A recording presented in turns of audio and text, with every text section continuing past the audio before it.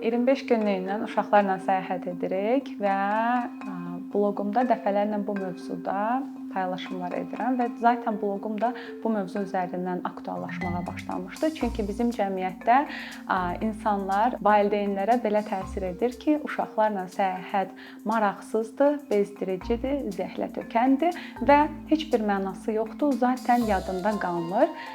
Biz isə ailə olaraq bunun tam əksini sübut etməyə çalışdıq.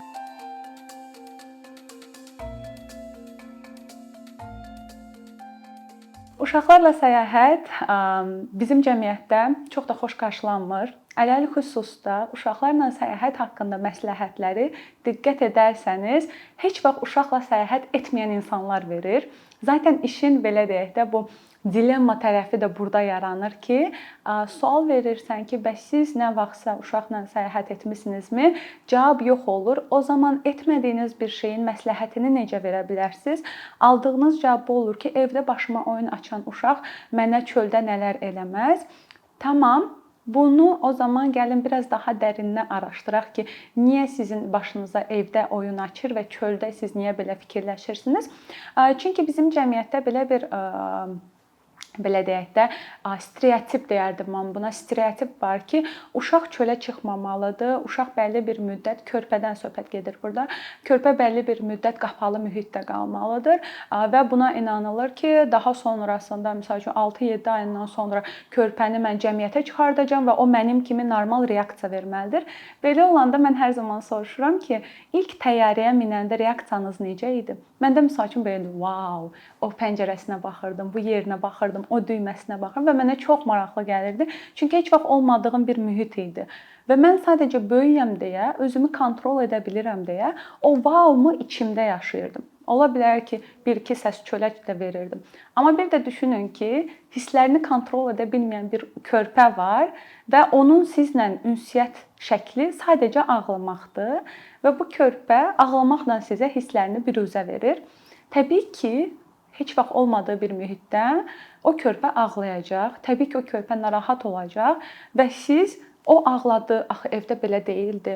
O narahat oldu, axı evdə belə deyildi fikirləri ilə artıq başlayacaqsınız narahat olmağa. Normalda körpənizi anlayırsınızsa, o tələskənlikdə, o həyəcanında artıq körpənizi anlamayacaqsınız və tələsəcəksiniz. Hələ bunun üzərinə kənardan baxan gözlər də əlavə olunanda siz tamamilə çaşbaş qalacaqsınız və deyəcəksiniz, okey, deməli mənim körpəm çölə hələ hazır deyil, ictimai mühitə hələ hazır deyil. Amma mənim 2 körpəmdə yaşadığım nə oldu? Biz 25 günlükdən səyahət edirik və elə ilk günlərindən də körpələrimi açıq havada gəzdirmişəm. Gündəlik olaraq 3 saat, 4 saat açıq havada olublar yetəri qədər və cəmiyyətə çox tez qarışıblar. Cəmiyyətə çox tez qarışdıqları üçün, çox insan gördükləri üçün hal-hazırda 4 və 6 yaşlarında olmalarına baxmayaraq yetəri qədər sosial və ətraf mühitdə özünü deyək ki, kafesi olsun, restoranı olsun, oteli olsun, hovuzu olsun, molu olsun, necə aparmalıdır, necə idarə etməlidir? Mənim hər hansı bir müdaxiləmə artıq ehtiyac belə qalmır. Çünki bu mühitdə zaten böyüyüblər və onlara heç də yad olmayan mühitdir.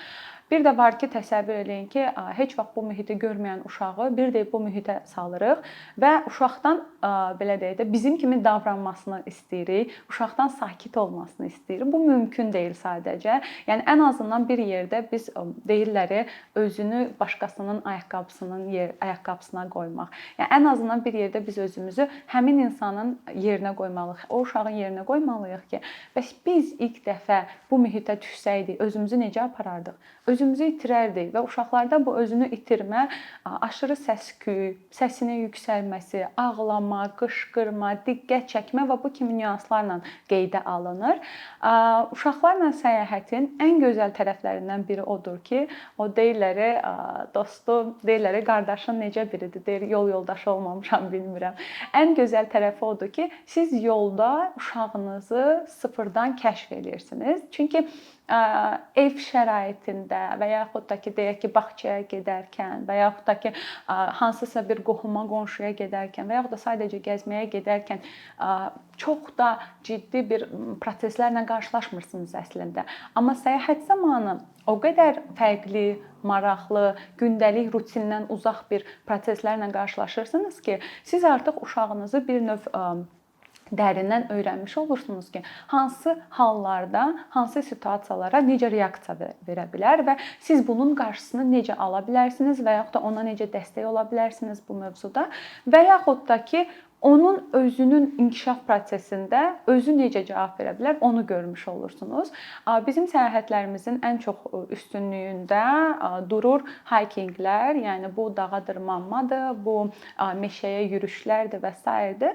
və bu proses zamanı, məsəl üçün artıq bəlli bir yaşa gəliblər, gördüyüm və mənə ən çox həzz verən nüans odur ki, biz uzun məsafələrdə, uzun piyada məsafələrdə heç bir halda əziyyət çəkmirik. Qucağa al davaları olmur, yoruldum davaları olmur. Bəli, bəlli bir məsafədən sonra yoruldum olur, amma onda da qucaq davası əvəzinə biraz oturaq, orada oturaq, burada oturaq kimi müzakirələr başlayır və bu sənə bir yerdə həzz verir ki, yes, istədiyim uşaq tipi tam da budur. Şikayətsiz, problemsiz, ağlamasız, nə istədiyini açıq şəkildə deyə bilən bir uşaq.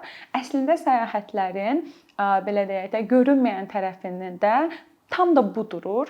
Uşağınızın belə deyək də sizlə eyni mühitdə böyüdüyü üçün səyahət kimi fərqli bir mühiti daim durmadan gördüyü üçün, yəni burada mövzu o deyil, durmadan siz ölkə xaricinə çıxasınız. Xeyr, ölkə daxilində belə səyahət artıq onun üçün yeni bir fərqli bir şeydir və sizin üçün də onunla birlikdə səyahət fərqli bir anlamdır və burada səyahət zamanı siz uşağınıza daha çox belə deyək də videoda, kitabda göstərdiyiniz o deyək ki, meşəni, dağı, çayı, dərəni və s. real şəkildə göstərirsiniz və ona həmin mühitlərdə necə davranmalı olduğunu öyrədirsiniz. Misal üçün təcrübəmizdən deyim ki, Abşeron Milli Parkına biz uşaqlarla səyahət etmişdik və onda paylaşımlar zamanı ən çox aldığım reaksiyalardan biri bu idi ki, uşağın çöllükdə nə işi var və yaxud da ki, çöllükdə niyə uşağa maraqlı olsun. Amma bizim yanaşmamız bu idi ki, uşaq çöllükdə olarsa və yaxud da nə vaxtsa çöllüyə düşərsə, özünü orada necə aparmalıdır? Yəni çöllükdə hansı təhlükəli heyvanlar var? Çöllükdə ümumiyyətlə hansı heyvanlar olur? Hansı heyvanlara qarşı necə özünü qorumalıdır? Və yaxud da ki, deyək ki, quş dəstəsi görür, hansı ki, uçmağa hazırlaşır, köçməyə hazırlaşır. Ona yaxınlaşmamalı olduğunu bilməlidir. Və bir növ biz onlarda milli parklara və ekoloji parklara mədəniyyət formalaşdırırıq. Çünki bu elə bir şeydir ki, mənə görə bu kimi şeylər lap körpəlikdən gəlməlidir.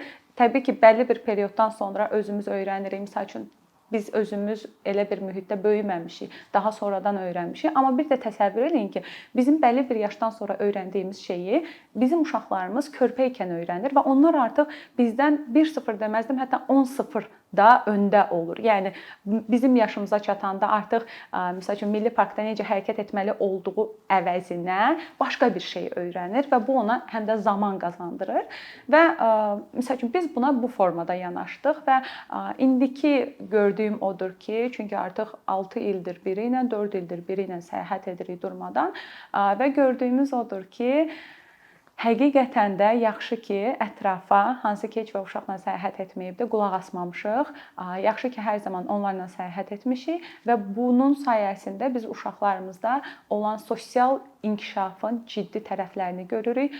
Dünya görüşü digər uşaqlarla müqayisə etmirəm, amma bəzi situasiyalarda çox ciddi fərqlər görürəm ki, misal üçün ən bəsit deyək ki, shuttle buslar, shuttle avtobuslar, onların belə hansı məqsədlərlə harada istifadə olunmasını çox daha yaxşı bilirlər. Həmin vaxtdakı öz dostları hələ shuttle bus sözünü başa düşməyə çalışarkən, yəni bu nüans belə çox ciddi fərqdir bu kateqoriyada yaşdakı uşaqlar üçün və bu çox fərqli bir duyğudur əslində. Çünki başa düşürsən ki, sənə illərdir sən hər səyahətə çıxanda lazımsızdır, lazım deyil və s. kimi deyilən sözlərin necə bir boş şar olduğunu görürsən. Çünki əslində necə lazımlı imiş, necə lazımdır və uşaqlarda bu necə ciddi inkişafa gətirib fokuslayır, onu görmüş olursan. Amma burada belə bir sual çıxır ki, bəs uşaqlarla səyahətə çıxarkən biz nələrə diqqət etməliyik? Təbii ki, siz bir deyib ev mühitində olan uşağı, bunun yaşdan heç bir fərqi yoxdur. Yəni mən burada uşaq deyərkən 4 yaşa qədər nəzərdə tuturam, əsas kaprizli dönəmlərini nəzərdə tuturam. Təbii ki, siz bir deyib onunla səyahətə sıfırdan çıxa bilmərsiniz. Dediyim kimi, yəni uşağın həmin anda necə reaksiya verəcəyini təxmin belə edə bilmərsiniz və yaxud da ki, hansı belə deyək də havaya belə həssaslıq göstərə bilər, mühitə belə həssaslıq göstərə bilər və yaxud da ki, bəlkə də bu mühitdə deyək ki, olduğumuz Bakıda heç vaxt allergiyası olmayan uşaq meşəyə gedər və qəribə bir şeyə, ən bəsiti hər hansı bir yarpağa belə allergiyası ola bilər və sizi orada kör peşman edib qayıda bilər. Bunun üçün asta-asta başlamaq daha tövsiyə olunur. Yəni misal üçün, əgər əvvəl sadəcə həyətə düşürdünüzsə, ancaq bu dəfə milli parklara, Bakı daxilindəki milli parklara gedə bilərsiniz ki, kəşf edin övladınıza ki, Bakı daxilində belə nə nəzərdə tuturam, rahatlıqla xəstəxanaya gedə biləcəyiniz, rahatlıqla tez bazar evinizə qayıda biləcəyiniz bir mühitdə belə fərqli atmosferə düşərsə övladınız, nə kimi situasiyalarla qarşılaşa bilərsiniz, nə kimi avadanlıqlar, nə kimi əşyalar sizə lazım ola bilər və bunları analiz eləyə-eləyə övladınızı nəinki ölkə daxili uzaq səfərlərə, eyni zamanda da ölkə xarici səfərlərə də hazırlaya bilərsiniz. Yenə burada qızıl söz və açar söz övladınızı adaptasiya etməkdir məqsəd ki, bir deyib övladınız həmin mühitə düşməmiş olsun. Təbii ki, burada uşaqdan uşağa da fərq var. Sakit uşaqlar çox daha rahat adaptasiya olunur, amma aktiv, hətta hiperaktiv uşaqlar çox daha gec adaptasiya olunur və hiperaktiv uşaqlarda ən belə deyək də təhlükəli nüansı odur ki, o səyahətlər zamanı, ələlxüsusda hikinqlər zamanı sizə qulaq verməyə bilər ümumiyyətlə və hikinqlər zamanı bu çox təhlükəlidir. Çünki bəzən təhlükəli yamaclar ola bilər və orada uşaq mütləq şəkildə sizi dinləməlidir.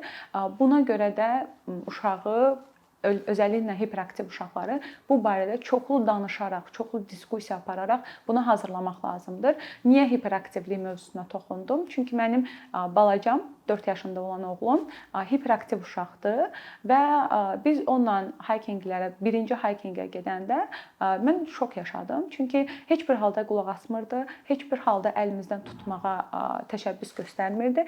Əksinə əlimizi buraxıb daha da qaçmaq istəyirdi və biz başa düşdük ki, yox, biz bundan hər addım başı danışmalıyıq. Hər addım danışa-danışa. Maması burada belə olar. Bax, ayağın belə düşərsə, gördün necə qorxuludur, sən yıxıla bilərsən. Bax, gördün başın qanadı. Hətta bir-iki təhlükəsiz situasiyalarda ona özünün yıxılıb, özünün əzilməsinə də icazə verdik ki, başa düşsün ki, yıxılanda əziləcəksən deyəndə nəyi nəzərdə tuturuq və bu formada balacanı da belə deyək də elə çətin hikinqlərdə, elə çətin yürüşlərdə prosesə hazırlamış olduq.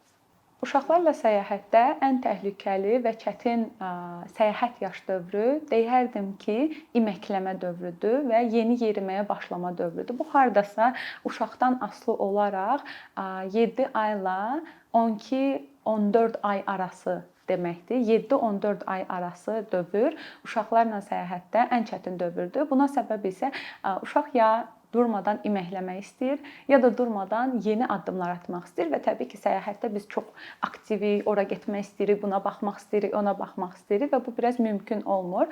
Amma və uşaq kapriz göstərir təbii ki. Amma bunun öhdəsindən necə gələ bilərik? Ona da səyahətdə necə ki, qrup turlarında səyahət edərkən biz nə edirik? Məcburuq digər üzvlərin də istəklərinə görə hərəkət edək, düzdür? Biz də bu uşaqla səyahət mövzusuna tam da qrup turu kimi baxmalıyıq əslində. Üzvümüzün, qrup turumuzda olan üzvümüzün də istəyini yerinə yetirmək. Misal üçün, deyək ki, yeməkdən sonra iməkləməyi sevirmi? O zaman yeməkdən sonra ona 20 dəqiqə iməkləmək üçün vaxt ayırmaq və yerdə iməkləməsinə icazə vermək və onun o istəyini doyurmağa çalışmaq. Və yaxud da gəzinti zamanı tutaq ki, sadəcə muzey gəzirsinizsə, uşağı yerdə əlindən tutaraq da gəzdirə bilərsiniz və onun o ehtiyacını, gəzmək, kəşf etmək, görmək, toxunmaq ehtiyacını həmin proseslərdə kiçik-kiçik doyurmaqla da bu periodu çox rahatlıqla maraqlı bir səyahətə keçirmək olar. Səyahət zamanı stress və gərginlik təbii ki, ilk ağlımıza gələn şeydir. Zaten biz tək səyahət etdiyimizdə belə yetər qədər stressimiz olur. Birdən sənədlər itər, birdən pul itər, birdən o olar, birdən bu olar və s. və ilaxır. Bir də uşaq üstünə gələndə biz fikirləşirik ki, necə eləyək ki, bunu stressiz və həyəcan verici və həzz alma prosesində eləyək. Amma stress deyəndə səyahətdə birinci ağla təbii ki, təyyarə gəlir, nəqliyyat vasitəsi ümumiyyətlə gəlir və nəqliyyat vasitəsində birdən uşağım ağlayarsa, ətrafın mənə baxışları mövzusu çox aktuallaşır. Özəlliklə bizim cəmiyyətdə bu çox aktualdır ki, uşaq ağlamağa başladığı anda hər kəs icazəli, icazəsiz sizə müdaxilə etməyə çalışacaq. Uşağın tempini, rejimini bilmədiyi halda sizə məsləhətlər verməyə başlayacaq və s. Bunun öhdəsinə gəlməyin çox asan yolu var. Bu nədir? Əgər təyyarə ilə uçacağıqsa, uşağımızın qrafikini bizdən yaxşı bilən yoxdur. Uşağımızın qrafikinə uyğun uçuş saatı seçməliyik birinci növbədə. Misal üçün, mən bilirəm ki, tutaq ki, mənim uşağım günorta saatlarında yatır. O zaman günorta uçuşu mənim üçün qaçınılmazdır. Tutaq ki, yuxu saatı 1-dir, amma mənim uçuşum saat 3-dədir. O zaman yuxu saatını biraz çəkəcəm. Çünki gedəcəyim ölkədə də aşağı-yuxarı 1-2 saat buradakı saatdan fərq olacaq. Əgər yoxdursa da belə, zaten uçuş periodundayıq deyə bu fərq yaranacaq. Nə baxımdan ki, uşağın qrafiki olaraq və ona uyğun, məsəl üçün, uşağın rejimini biraz daha uzatmış oluruq. Deyək ki, yeyəcək və yatacaqsa, o zaman yeməyini uçuşdan 10 dəqiqə öncəyə saxlayırıq. Hamı, deyək ki, biletini verib təyyarə salonuna keçməyə hazırlaşarkən biz həmin müddətdə uşağımızı qidalandırmaqla məşğul olacağıq və hamının oturmasını mütləq şəkildə gözləməliyik və yaxud da ilk növbədə özümüz girməliyik. Çünki o qarışıqlıqda girdiyimiz anda uşaq bir növ xaosun içinə düşür və hamı ayaq üstə, hamı çamadanla, hamı nəsə eləyir, hamı tələsir və bu uşaq üçün çox stressli bir mühitdir əslində. Ya biz yeməyini yedizdirib, oradaca yatızdırıb və hazır formada giririk. Amma burada başqa bir nüans var. Ehtiyat kəməri bağlayacaqlar ona və o ehtiyat kəmərini o zaman biz elə ehtiyatla bağlamalıyıq ki, uşağımız yuxudan ayılmasın. Ya da uşağımızı elə təyyarənin içindəcə yedirib, daha doğrusu birinci girməliyik ki, hamı gələnə qədər uşağımızı yedirək və daha sonra o yuxu prosesinə keçsin. Mənim кейsimdə necə eləmişəm? Dəfələrlə balacamla hardasa 6-7 aylıq olarkən tək səyahət eləmişəm təlimlərimə və iştirak etdiyim tədbirlərə görə. Və nə etmişəm? Təyyarə bələdçisindən xahiş edib özümü VC-yə salmışam və VC-də bilirsiniz ki, orada açılan bir hissə var uşaq üçün, uşaq qayğı zonası və ora adyal salaraq uşağımı orada yedizdirərək orada rahatlatmışam, orada yatızdırmışam uçuşa qədər və xanımdan xahiş eləmişəm ki, hər kəs oturandan sonra mənə məlumat versin ki, mən uşağımla çıxım. Yəni bunu eləmək əslində bir çoxlarımız düşünür ki, bələdçilər buna icazə verməz və yaxud da bu ayıbdır və s. və ilaxır. Xeyr, bu çox təbii bir şeydir və bu çox normaldır. Və bunu edərək mən əslində nə etmişəm? Mövcud ağlama prosesi olacaqsa belə onun qarşısını almışam. Özümü maksimal sığortalamışam kənar müdaxilələrdən. Çünki o bilsiz necə bir şeydir. Sən həmin an stressə düşürsən və o stressdən hər kəsin fikri əslində sənin fokusun uşağı sakitləşdirməkdədir. Amma o qədər müdaxilə və o qədər baxışlar fokuslanır ki, sən avtomatik bildiyin şeyi də unudursan və sən belə deyək də artıq isterik bir vəziyyətə düşürsən və özünü itirirsən, əsirsən, həyəcanlanırsan və bilmirsən ki, necə dəf edəsən. Ümumilikdə isə onu demək istəyirəm ki, uşaqlarla səyahət çox maraqlıdır. Onlar kəşf etdikcə siz bu prosesdən çox həzz alırsınız və bir də uşaqlarla səyahətdə mütləq şəkildə öncə, səyahət zamanı və səyahət sonrası prosesləri nəzərə almalısınız. Belə ki, siz onu səyahətə hazırlamalısınız, səyahət zamanı çox danışmalısınız və səyahətdən sonra da xatırlatmalar etməlisiniz ki, uşaq bunu unutmasın. ki, uşaqlar bunu unutmur. 6 yaşındakı oğlum 2 yaşındakı səyahətindən elə detallar danışır ki, bəzən biz şoka düşürük ki, yəni bizə görə bunu xatırlaması mümkün deyil, amma o xatırlayır.